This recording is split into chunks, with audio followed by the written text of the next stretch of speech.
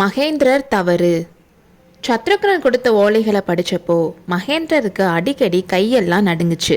சத்ருக்னா, இந்த ஓலைகளை நீ என்கிட்ட கொண்டு வந்திருக்க கூடாது, என்கிட்ட கொடுத்துருக்கவே கூடாதுன்னு சோகமாக சொன்னார். மன்னிக்கணும் அரசேன்னு சத்ருக்னன் சொன்னான். உன் மேலே என்ன தப்பு இருக்குது மன்னிப்பு கேட்குற? நீ உன் கடமையை தானே செஞ்ச. என் மனசுக்கு அது எவ்வளோ கஷ்டமாக இருக்கும்னு உனக்கு எப்படி தெரியும்? அரண்மனை தோட்டத்தில் ஒரு அழகான பூச்செடி முளைச்சது. காட்டுக்கு நடுவில் ஒரு அழகான மலர் கொடி வந்துச்சு.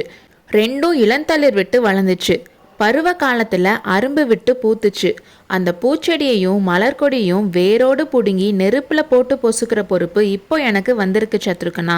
அது எவ்வளோ ஒரு கொடூரமான பொறுப்புன்னு நீ கொடுத்த ஓலைகள்லேருந்து எனக்கு தெரியுது.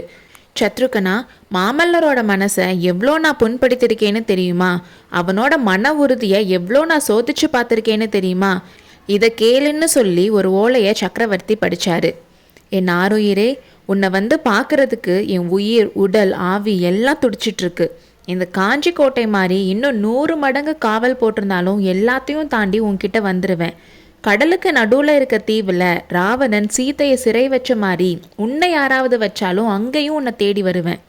ஆனால் அதெல்லாம் விட பெருசாக ஒரு தடை இருக்குது. அது என் அப்பாவோட கட்டளை தான். அவர் அனுமதி கொடுக்குற வரைக்கும் கோட்டையை விட்டு வெளியே போகக்கூடாதுன்னு சொல்லியிருக்காரு. சிவகாமி, இந்த உலகத்தில் என்னால் செய்ய முடியாத காரியம் என் அப்பாவோட வார்த்தையை மீறுறது தான். சிவபெருமானே என் முன்னால் வந்து சக்கரவர்த்தியோட வார்த்தையை மீற சொன்னாலும் செய்ய மாட்டேன். அந்த அளவுக்கு அன்பும் மரியாதையும் வச்சுருக்கேன் என் அப்பா. இப்போ எப்பேற்பட்ட கொடுமைக்கு என்னை ஆளாக்கிட்டாரு தெரியுமா? என் காதலிகள் 2 பேரை சந்திக்க முடியாத மாதிரி பண்ணிட்டாரு. அந்த 2 காதலிகளில் ஒன்று நீ. இன்னொரு காதலி யார் தெரியுமா? அவ பேர் உனக்கு சொல்லட்டுமா? சொன்னா நீ பொறாமப்படாமல் இருப்பியா? அவ பேரு ஜெயலக்ஷ்மி. அந்த காதலியை நான் ரத்த வெள்ளம் ஓடுற யுத்த காலத்தில் பார்க்க ஆசைப்படுறேன்.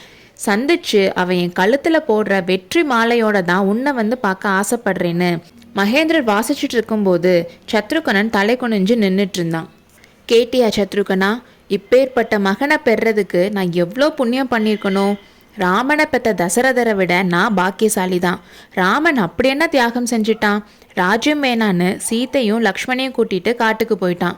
ராஜ்யத்தை ஆள்றதை விட காட்டோட மகிழ்ச்சியான வாழ்க்கையை ராமன் விரும்பினதில்ல. என்ன ஆச்சரியம்? ஆனால் அப்பாவோட வார்த்தையை கேட்குறேன்னு காட்டுக்கு போகிறத விட போர்க்களத்துக்கு போகாமல் இருக்க 100 மடங்கு மன உறுதி வேணும். அதுலேயும் கள்ளம் கபடம் இல்லாத மனசில் முதலாக காதலிச்ச பெண்ணை பார்க்க போகாமல் இருக்க அதை விட 1000 மடங்கு மன உறுதி வேணும். நான் வச்ச இந்த கடுமையான பரீட்சையில் நரசிம்மன் ஜெயிச்சிட்டான்னு நினைக்கும் போது சந்தோஷமாக இருக்குது. ஆனால் பரீட்சை வச்ச நானே அதில் தோல்வி அடைஞ்சிட்டேன். நரசிம்மனையும் சிவகாமியும் பிரித்து வச்சா அவங்க ஒருத்தர் மறந்துடுவாங்கன்னு நினச்சேன். காதலை நெருப்புன்னு சொல்கிறது ரொம்ப சரி சத்ருகனா.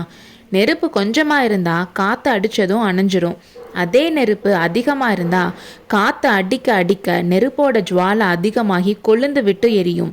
நெருப்புக்கு காற்று எப்படியோ அப்படி தான் காதலுக்கு பிரிவுன்னு தோணுது. பொய் காதலாக இருந்தால் பிரிஞ்சா அழிஞ்சு போயிடுது. உண்மை காதலாக இருந்தால் பிரிவினால அது நாளுக்கு நாள் வளர்ந்து பெரு நெருப்பாக வருது. நரசிம்மனோட விஷயத்தில் அப்படி தான் நடந்துருச்சு. நான் ரொம்ப யோசிச்சு போட்ட திட்டங்களை எல்லாம் காமதேவன் அவனோட சின்ன அம்புனால காற்றுல பறக்க விட்டுருவான் போல சத்ருகனா. வாதாபி சக்கரவர்த்தி கிட்ட கூட தோத்தாலும் தோக்கலாம். கேவலம் மன்மதனோட அம்புக்கா மகேந்திர பல்லவன் தோப்பான்? ஒரு நாளும் இல்லைன்னு சொல்லி பயங்கரமாக சிரிச்சாரு. மாமல்லனுக்கு நான் போட்ட கட்டளையை இப்போவே மாற்றிடுறேன். சத்ருகனா, இப்போ நான் தர ஓலையை எடுத்துட்டு காற்று மாதிரி வேகத்தில் காஞ்சிக்கு போ. தலைக்காட்டில் இருந்து துர்விநீதனுடைய சைன்யம் காஞ்சிக்கு வந்துட்டுருக்கு. அதை எதிர்த்து நிர்மூலமாக்குறதுக்கு நரசிம்மன் போர்க்களத்துக்கு போகட்டும். போகிறதுக்கு முன்னாடி ஆயனர் வீட்டுக்கு போய் சிவகாமியை பார்த்துட்டு போகிறதா இருந்தாலும் போகட்டும்.